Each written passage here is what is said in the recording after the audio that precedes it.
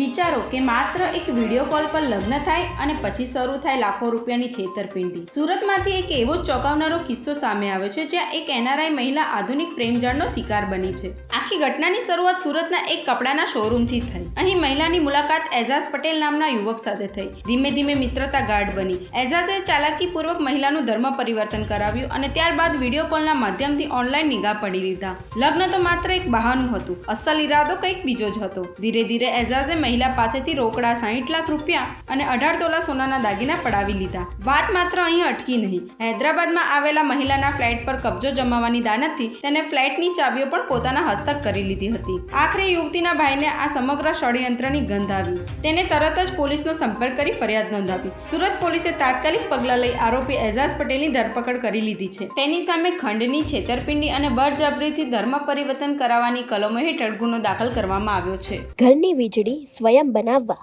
આજે સે સોલારનો સંપર્ક કરો।